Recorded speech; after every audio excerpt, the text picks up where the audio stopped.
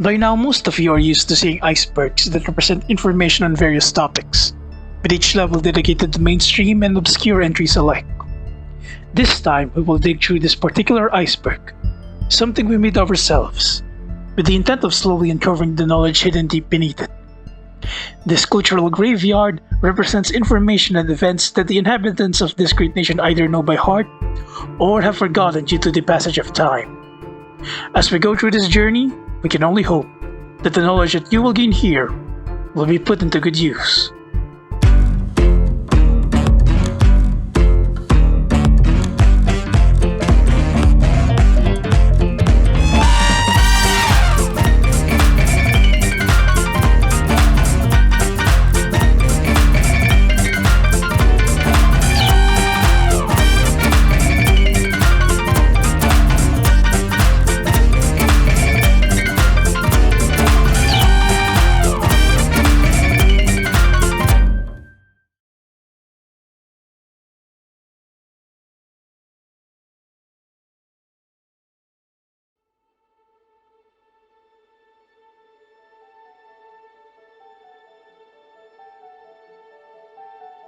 Our earliest records provided insight on the polities of the pre-colonial Philippines, which lived in both harmony and turmoil.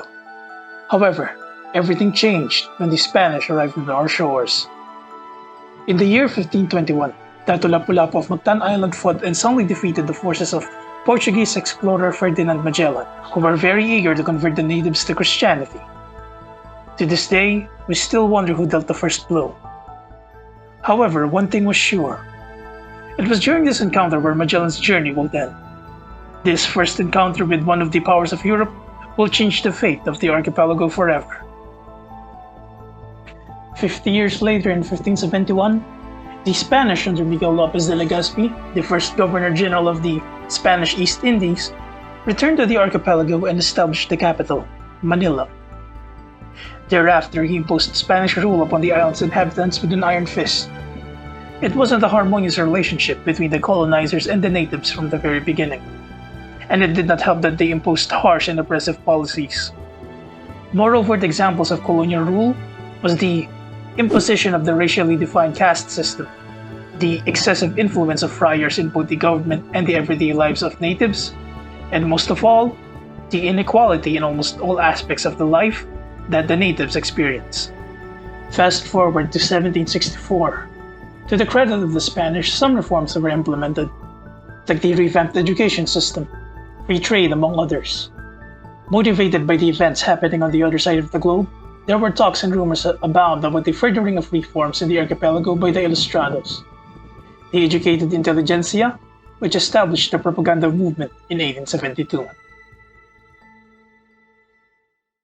The face of this movement, Dr. Jose Rizal, was a practicing ophthalmologist and a reform advocate who studied in various universities both in the archipelago and in Europe.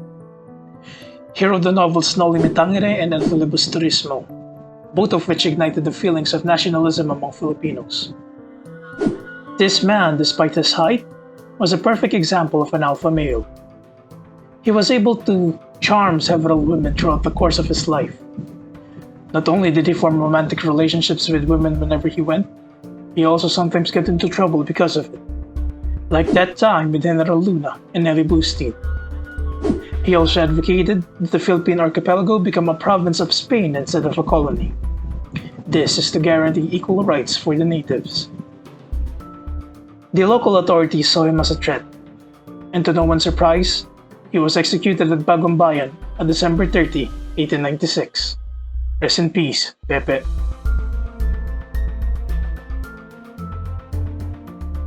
After years of hard-fought battles with a dash of treachery on the side, the Filipinos managed to win and declare their independence on the 12th of June 1898.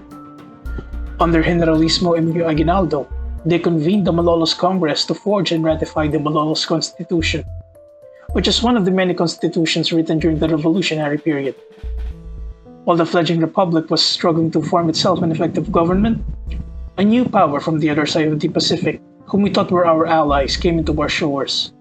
Knock knock, it's the United States. Having double-crossed the fledgling republic, They replaced the Spanish geopolitical position in Asia Pacific and established the insular government in this unincorporated territory.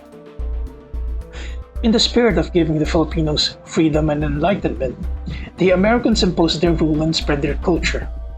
A key moment was the arrival of the Thomasites, which introduced the US educational system to the natives.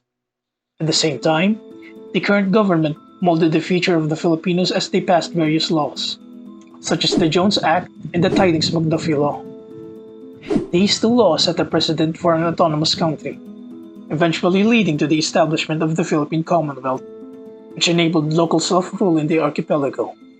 The Philippine Commonwealth, under President Manuel Luis Quezon, have been asserting its authority over the archipelago, and the search for a national language was commenced by the First National Assembly of the Philippines.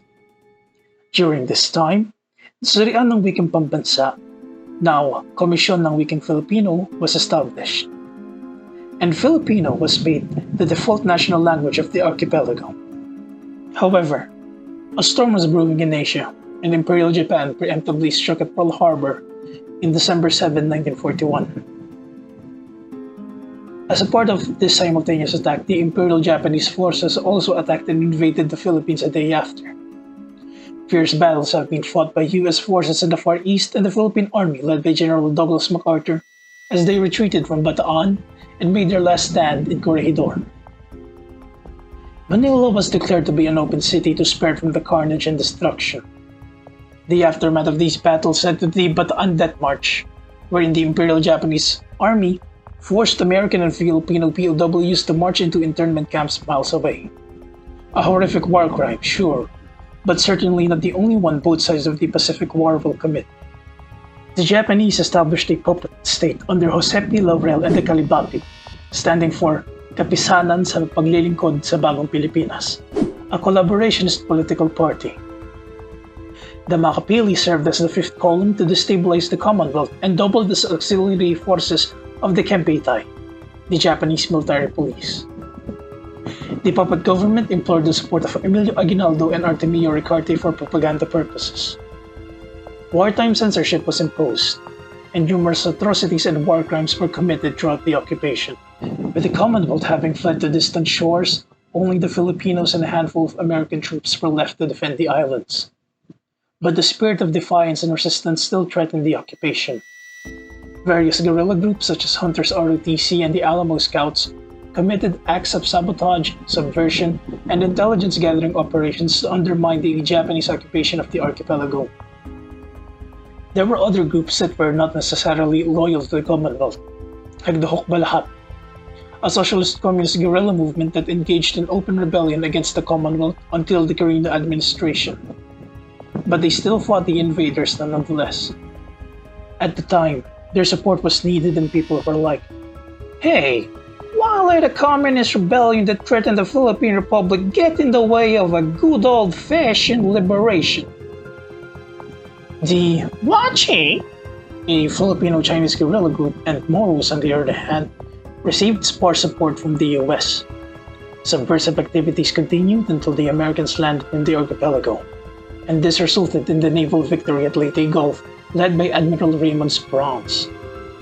After years of struggle, an independent nation was declared once more on July 4, 1946, the same day as American Independence Day.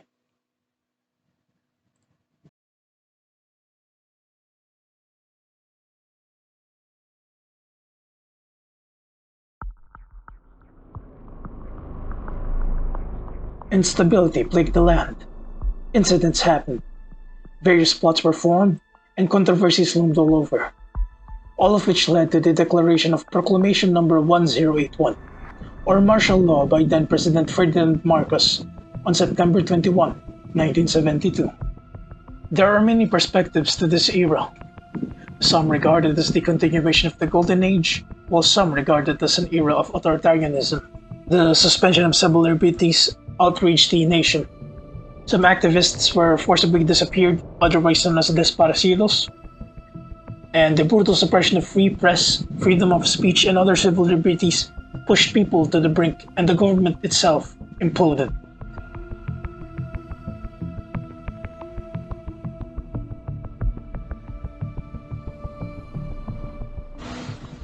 Martial law also had one product: the longest communist rebellion in the world. The longest communist rebellion to ever persist will be that of the CPP-NPA-NDFP struggle. The war they wage has been raging on for more than 5 decades. It all began during the Cold War, with the founding on the 26th of December 1968. This was no coincidence, since it was also Mao Zedong's 75th birthday, and they wanted to be total simps to that son of a bitch. But not so much nowadays. More on that later. Amado Guerrero, whose real name is Jose Maria Sison, founded the movement and wrote the book Philippine Society and Revolution and Struggle for National Democracy. These became the main handbook of every communist whenever they be on your college campus or on the mountainside. They keep fighting despite succumbing to disease, starvation, or dying from their wounds from their disadvantaged struggle against the government. Their main focus of recruitment would be from peasant communities, who by this time have been largely ignored by the government and whose fate was left to the cruelty of Mother Nature. Even worse, those under the rule of greedy land-grabbing crocodile. Those under the rule of these so-called traditional politicians. The perfect grounds for radicalization were set, as these poor folks became more desperate for an alternative, while others, they joined to settle a grudge against those that had largely ignored them. Furthermore, they recruit from your typical bourgeois kids infatuated with the idea of a revolution within the confines of the richest colleges out here. What the left has been waging is a protracted war intended to wear down government forces. Basically, these dudes wage a guerrilla war and a war of attrition from the hinterlands. The Reds liken themselves to be the nationalists of our day and age, hence the usage of the word Makbayan. The problem with this is, their heyday back in the 70s is over, and they're desperate for relevancy ever since Marcos was exiled. This was echoed by Joma Sison when he jokingly said that Marcos was the #1 NPA recruiter. What happened afterwards were the formation of splinter groups after its leaders realized that Joma lied to them. It couldn't face the fact that communism failed. The most notorious of these folks was the RA-RJ split. RA standing for reaffirmists, and RJs for rejectionists. Because that #1 recruiter that Joma Sison talked about just died of lupus somewhere in Hawaii. Moreover, the protracted war which went nowhere and resulted in mostly the deaths of those who partook in it, college kids, further went overboard. Their funds are now sourced from extortion and various forms of what they call revolutionary tax. A lot of their support was previously given by the Chinese Communist Party, but when the CPC changed its attitude towards them, things took a different turn. Recently, these same Reds expressed indignation about the ongoing Chinese harassment of our fishermen in the West Philippine Sea. Their war is and was absolutely pointless, yet many more will still join, as long as the status quo conditions people to look for extreme alternatives.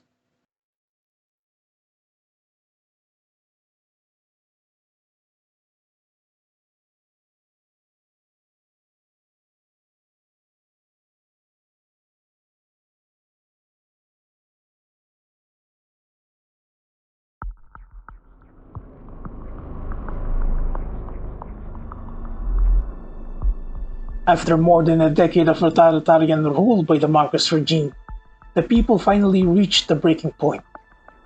As catalysts were set for a people power revolution, people were still being deceived by the constant plague of electoral fraud, most notably the one that happened during the 1986 snap elections. There were still questions surrounding the death of Senator Benigno Aquino Sr., but that did not stop the revolution from happening. A call for civil disobedience was called for by the Catholic Church. Defections happened within the ranks of the military, and the government and public support for the rebels came to be the turning point at EDSA, where they formed barricades to block the loyalist military, who in turn attempted to disperse them, but to no avail. We are massing civilians near our troops, and we cannot keep on withdrawing. They asked us to withdraw yesterday. When I talked to Mr. Enrile, he said you talked to me, we went to Excel. My order is to You disperse cannot do all the time, Mr. President. without shooting them. No, hold on. The People Power Revolution attained its goals, from the ousting of the Marcos regime to the restoration of democratic rule in the country. It set the presidency of President Corazon Aquino in motion, the first dishwasher that nobody wanted, the first female president of the Republic.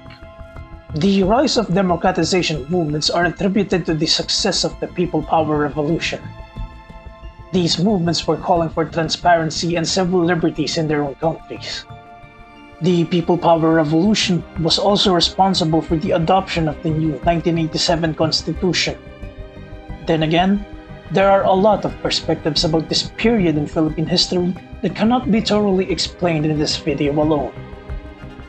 Now, as we move on to the postmodern era, let's dive and enjoy the ride. Advance ako mag-isip. Lahat ng buhay na daw! Lahat ng buhay daw! Tuloy-tuloy ang rescue operation sa mga paserong sakay ng C-130. Walang himala! Charis is God.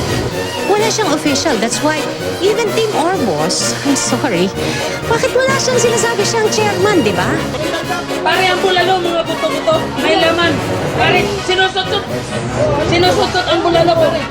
Walang wangwang, walang counterflow, walang toll. Paano kung pag-ising mo probinsya na pala ng China ang Pilipinas? So now, you're thinking you look like a liar? So I'm a liar. So you're out. So you're telling me I'm a liar. I'm a liar. I'm a liar.